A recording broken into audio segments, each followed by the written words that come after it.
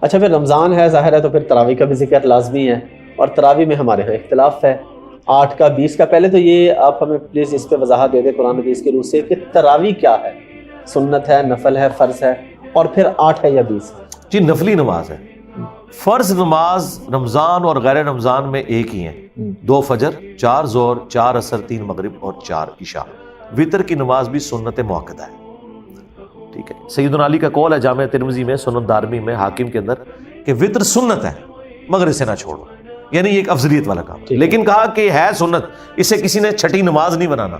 نمازیں 5 ہی ہیں، رکھتے 17 ہی ہیں، 2 فجر، 4 ظہر، 4 عصر، 3 مغرب اور 4 عشاء. اور بخاری مسلم میں حدیث ہے، ایک بدو آیا، اس نے کہا نبی علیہ السلام سے عرض کیا کہ اللہ کے نبی مجھے بتائیں میں جنت میں جانا چاہتا ہوں، کامیاب ہونا چاہتا ہوں. آپ نے فرمایا فرض نماز پڑھ، فرض روزے رکھ، اور سب سے پہلے آپ نے توحید اور رسالت کا ذکر کیا. جب وہ واپس جانے لگا نا تو اس نے ایک جملہ بولا، یا رسول اللہ نہ میں اس میں ایڈ کروں گا نہ اس سے کوئی نکالوں گا.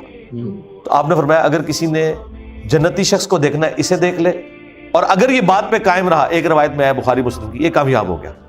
اس میں واضح آپ نے فرمایا فرض روزے. آج تک کسی عالم نے کہا ہے کہ جو رمضان کے علاوہ شوال کے 6 روزے یا سوموار اور جمعرات کا روزہ نہ رکھے اس کے رمضان کے بھی قبول نہیں ہوں گے. نہیں.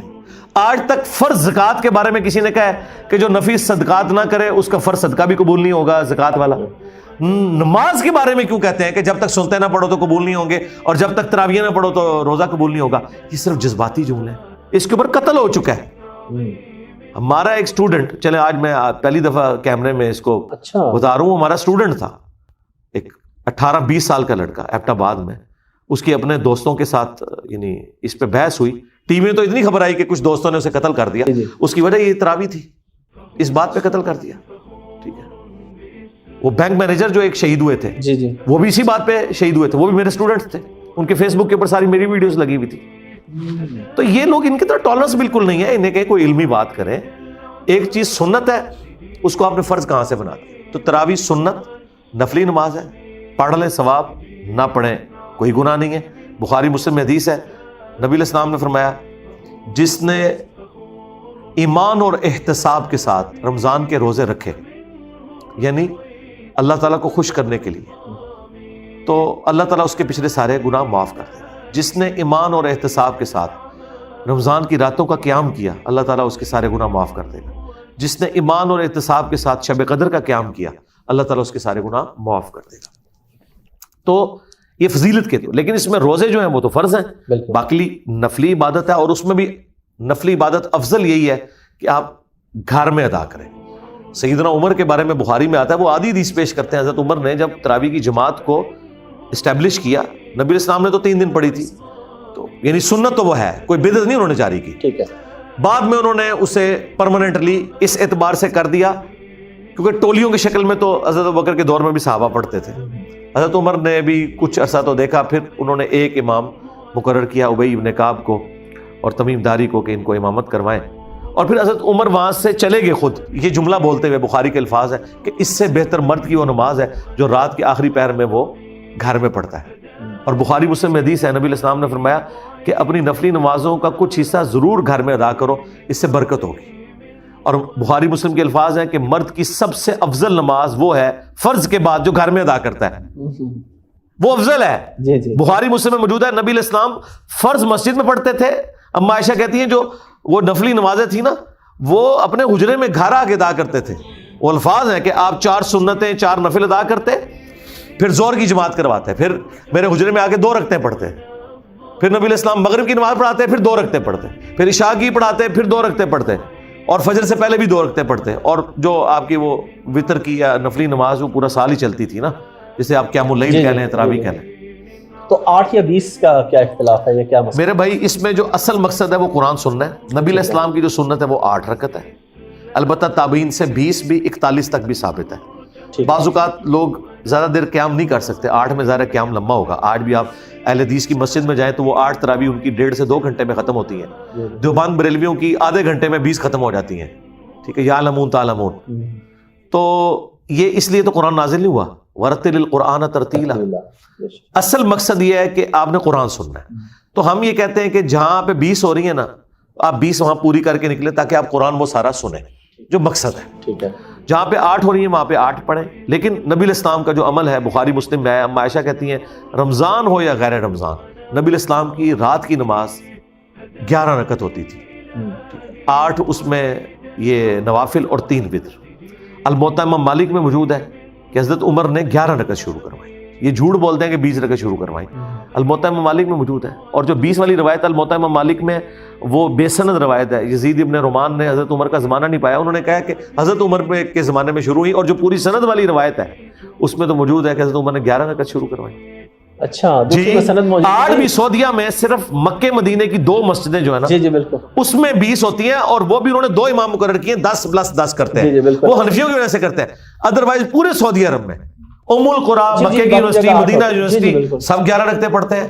ٹھیک ہے, ہماری تو یہ ریکویسٹ ہے سعودی حکومت سے کہ یہ کام ختم کریں, 20 والا 11 والا شروع کروائیں.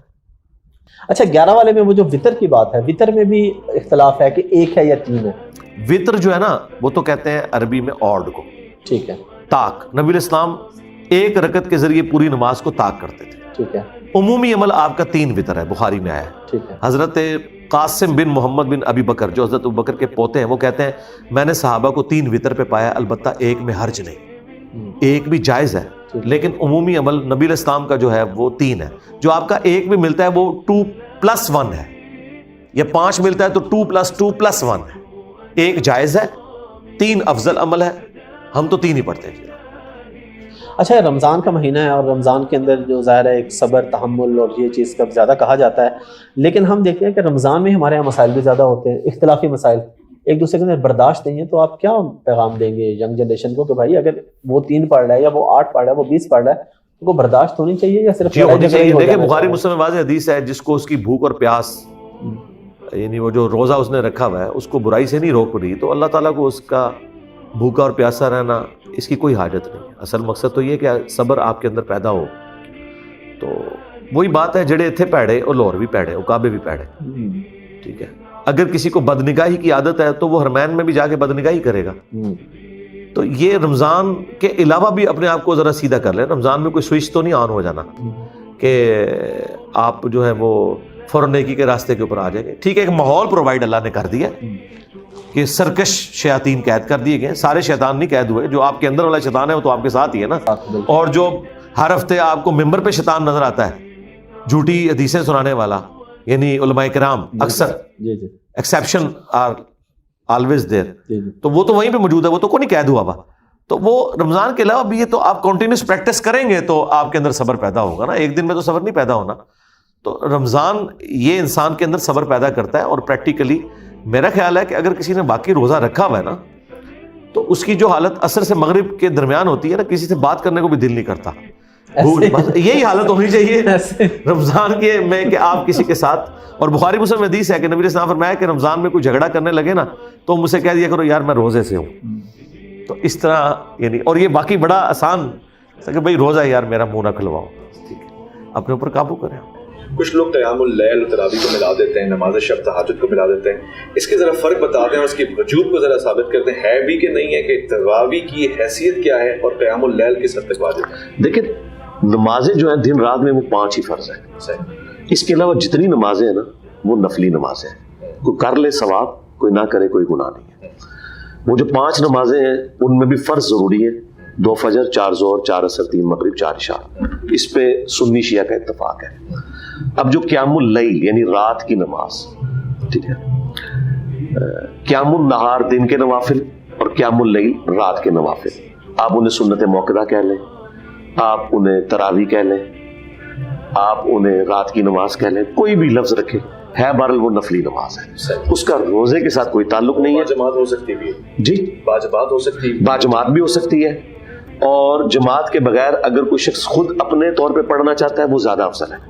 دیکھیں بخاری مسلم دونوں میں حدیث ہے کہ مرد کا فرض کے علاوہ اپنے گھر میں نماز ادا کرنا میری مسجد نبوی میں بھی نماز پڑھنے سے افضل ہے. یہ حدیث بخاری مسلم دونوں میں ہے.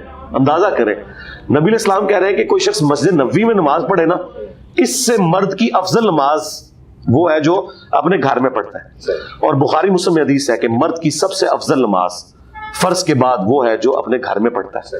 اور ایک اور حدیث ہے مسلم کے اندر کہ اپنی نفلی نمازیں گھر میں پڑھا کرو, گھروں کو قبرستان نہ بناؤ, اس کی وجہ سے گھر میں برکت ہوتی ہے. تو نبی علیہ السلام تو ناراض ہو گئے تھے 3 دن کے بعد جب لوگ آپ کے خیمے کے باہر کھڑے ہوئے. بخاری مسلم میں آپ نے فرمایا گھروں میں پڑھو. خود صحیح بخاری میں ہے سیدنا عمر نے بھی جب تراویح شروع کروائی ہے تو آپ شروع کروا کے جب واپس جا رہے تو آپ نے کہا اس سے بہتر وہ ہے جو مرد گھر میں پڑھتے ہیں. تو یہ ایک آپشنل چیز ہے, ٹھیک ہے, لیکن عام مرد جسے قرآن کا کچھ حصہ زبانی یاد نہیں ہے اس سے آپ فیسلٹی تو نہ چھینے نا کہ وہ مسجد میں جا کے سننا چاہتا ہے امام کے پیچھے کہ ٹھیک ہے مجھے تو قرآن نہیں آتا لیکن یہ قرآن پڑھ رہا ہے تو میں تو بیٹھ کے بھی سن سکتے ہیں, بیٹھ کے بھی سنیں, ٹھیک ہے, نفلی نماز, لیکن نماز کے اندر سنیں وہ تو افضل ہے کہ وہاں نماز کے اندر شامل ہو, اگر وہ کھڑا نہیں ہو سکتا. استعمال کیا کہ حضور ناراض ہو گئے تھے تو حضور کی ناراضگی کا اگر سبب بن رہا ہے اور پھر ہم نے اس کو واجب فرض جیسی کیفیت دے دی. آج روزے کے بعد پہلا سوال یہ ہوتا ہے تراویح پڑھ رہے ہو کہ نہیں؟ جی ویسے اس میں حقیقت بات ہے کہ شیعہ ایک ایکسٹریم پہ گئے ہیں اور سنی دوسری ایکسٹریم پہ. یہ بڑی زیادتی کی ہے انہوں نے, اور یہ حقیقت بات ہے کہ نبی علیہ السلام جو ناراض ہوئے تھے وہ اس وجہ سے کہ آپ نے فرمایا کہ مجھے خطرہ ہے تم پہ فرض نہ کرو. سیدنا عمر نے اپنے دور میں پہلے تو کچھ عرصہ اسے ان اٹینڈڈ چھوڑا. بخاری مسلم میں ہے کہ حضرت ابوبکر نے بھی ان اٹینڈڈ چھوڑا. لوگ ٹولیوں کی شکل میں مسجد میں نمازیں پڑھتے تھے, ایک امام کو آگے کھڑا کیا اور پڑھ لیا, یہ نہیں شو کیا, یہ نہیں تھا کہ ایک کمبائنڈ امام تھا. تو حضرت عمر نے بھی شروع کرا کے خود نہیں پڑھی ادھر. تو یہ آپ نے ایک آپشن دی تھی, انہوں نے پکڑ کے واجب بنا لیا. ان سے پوچھے کہ حضرت عمر نے خود کیوں نہیں پھر وہاں پڑھی؟ اگر آپ اس کو اسٹیبلش کرنے آئے تھے آپ نے کہا کہ یہ ٹولیوں کی شکل میں نہ پڑھو, ایک امام کھڑا کرو, یا آپ ادھر پڑھنا چاہتے ہیں تو آپ اپنے گھر میں پڑھ لیں. واجب والا تو کوئی معاملہ نہیں ہے, اور نہ کسی کو کرٹیسائز کریں. یہاں تو واقعی پبلک میں مشہور ہے کہ جو تراویح نہیں پڑھتا اس کا روزہ ہی نہیں ہے, اندازہ کریں. ایک نفلی چیز کو انہوں نے فرض سے بڑا قرار دے دیا. یہ تو بس ایک فرقہ واریت ہے اور کچھ نہیں.